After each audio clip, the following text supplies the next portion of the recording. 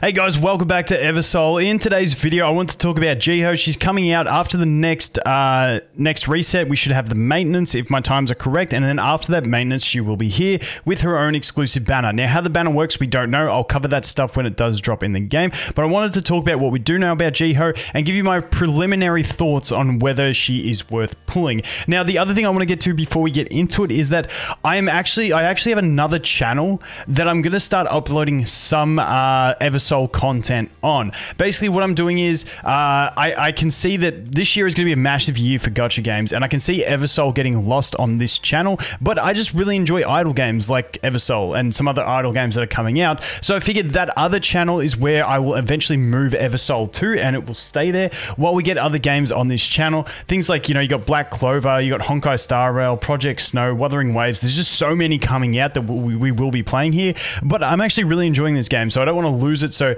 if you want, you can subscribe to that other channel. In the next couple days, I'll start uploading unique content different from this channel. I'll still keep doing some videos on this channel just while we get more people over there so that we don't lose some people in the transition. But sub to that one. In the next day, I'll have another video up on that channel as well, and then we'll just bounce between until we eventually transition over. Sorry for that long explanation, just trying to get you guys across it so that we're ready. So Jiho herself. So let's go over here and take a look. Obviously that's her. The first thing is, whenever you're looking to pull a unit, I say this in every game, if you like the unit, if you're gonna have fun using the unit because you like their appearance, you want to build them, go nuts. She's got a flute. I don't that's not my thing. I'm not a big, massive fan of her design. It doesn't scream must pull to me based on design. But let's go into the skills. Now, Pridewind do have some preliminary skills with numbers and everything. I don't like showing leaks and stuff like that. And if you're looking at those, I've read them. I'd take them with a grain of salt because we don't know. We don't know what they're going to end up implementing into the game in terms of that sort of stuff. So just keep that in mind. Numbers, wait until she's in the game before you decide numbers. But they have released this, so I wanted to look at what she basically does and sort of make my basic summary on whether she's worth pulling. If you're really not sure, if you don't love it, if you're like on the fence, wait until we do some testing. I will make more videos once she's out talking about her usage. But in general, what is she? She's a healer that also increases speed.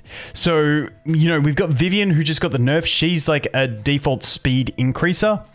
However, she's a damage dealing speed increaser. So Jiho is going to be a healing speed increaser, which, you know, speed and haste in these games is always quite useful. We'll have to wait and see exactly. Now, the other thing I want to mention is you do have 2 weeks to pull on the banner. So you can wait a week, see if we get more content, see if we get the bosses, see if we see how she works in the game. So, but let's go through the rest of it. So plays a piece of music that increases speed and recovers the HP of one ally with the lowest HP. If the target cannot recover HP due to a debuff effect, Jiho will cast a barrier. Now, what I'm really curious on with this is, I haven't seen any effects in the game. Correct me if I'm wrong, but I've seen no effects in the game that completely prevent recovery.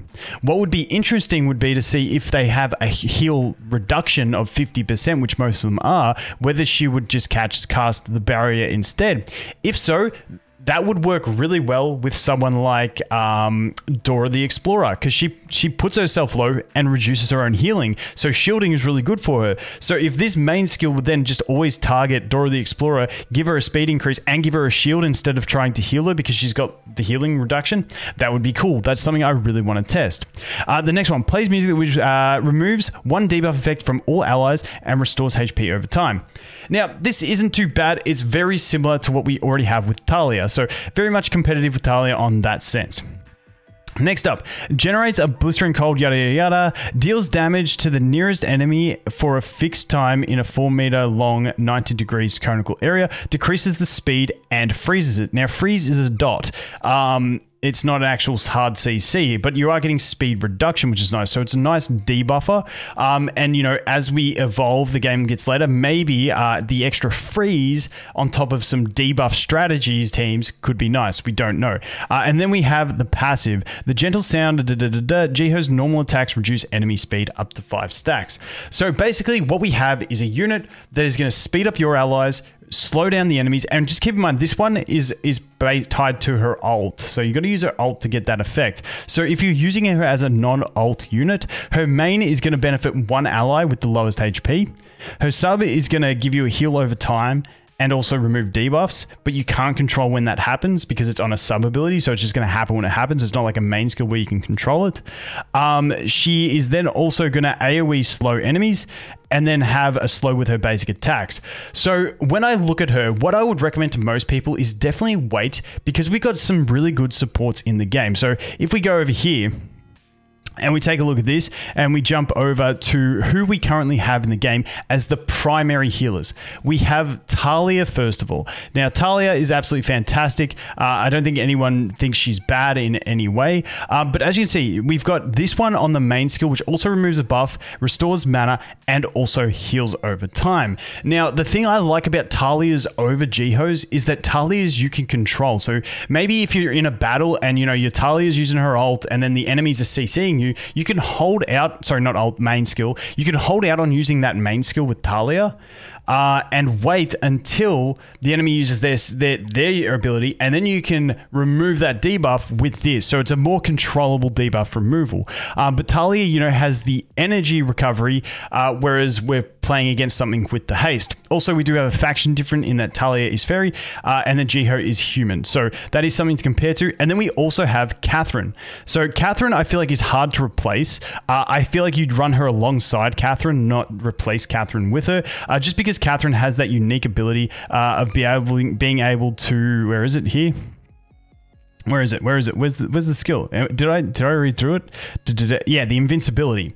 So the invincibility is a real clutch thing, and I feel like you just can't go past that with a Catherine in certain situations. Now, there will be certain situations, I believe, where, putting a Jiho in will outweigh them. What I would say is if you've already invested into these two units, being like, you've got them ascended and stuff like that, it would require Jiho being a lot more relevant than them to be warranting pulling for her. Otherwise, I'd recommend waiting for maybe a very meta melee unit or something like that. We've got Naya, who's a very meta ranged unit, CC, damage, everything. We've got two really strong healers in these two. We don't really have a primary melee damage dealer that's just dominating the meta, and that's the kind of thing I would be waiting for with my pulls if I was playing optimally, unless, like I said, unless Jiho is like off the charts, overpowered, makes Talia and Catherine look absolutely useless, I'd probably hold out. So me, myself, we all get a copy for free as well through the event, apparently. So we'll have to see how that goes, and you will be able to test her. So